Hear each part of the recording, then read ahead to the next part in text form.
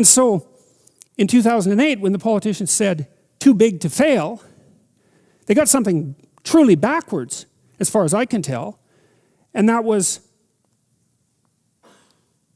it was a reverse, the statement was reversed. It should have been so big it had to fail. And that's what I think the story of the Tower of Babel is about. It's a warning against the expansion of a system until it encompasses everything.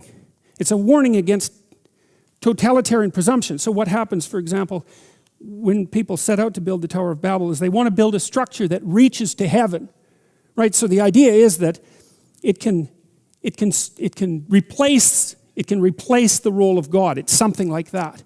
It can erase the distinction between earth and heaven. And so there's a utopian kind of vision there as well, as we can build a structure that's so large and encompassing that it can replace heaven itself. And that's an interesting, the fact that that doesn't work and that God objects to it is also extraordinarily interesting. And it's an indication to me of the unbelievable profundity of these stories. It's like, I think one thing we should have learned from the 20th century, but of course didn't, was that there's something extraordinarily dangerous about totalitarian utopian visions. That's something Dostoevsky wrote about, by the way, in his great book, Notes from Underground, because Dostoevsky had figured out by the early 1900s that there was something very, very pathological about a utopian vision of perfection, that it was profoundly anti-human. And in Notes from Underground, he demolishes the notion of utopia. One of the things he says that I loved, it's so brilliant, he said, imagine that you brought the socialist utopia into being. And Dostoevsky says, and that human beings had nothing to do except eat, drink, and busy themselves with the continuation of the species. He said that the first thing that would happen under circumstances like that would be that human beings would go mad and break the system, smash it, just so that something unexpected and crazy could happen, because human beings don't want utopian comfort and certainty. They want adventure and chaos and uncertainty. And so that the very notion of a utopia was anti-human, because we're not built for static utopia. We're built for a dynamic situation where there's demands placed on us and where there's the optimal amount of uncertainty. So early in the biblical narrative, you have a warning against hubris and some indication that properly functioning systems have an appropriate scale.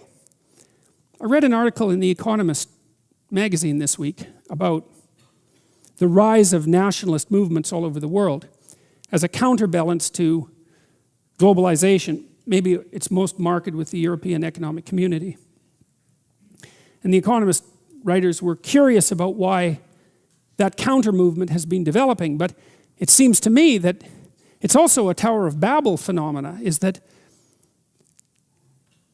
and maybe this is most evident in the European Economic Community, to bring all of that multiplicity under the, what would you call it, under the umbrella of a single unity, is to simultaneously erect a system where the top is so far from the bottom that the bottom has no connection to the top. You know, your social systems have to be large enough so they protect you, but small enough so that you have a place in them.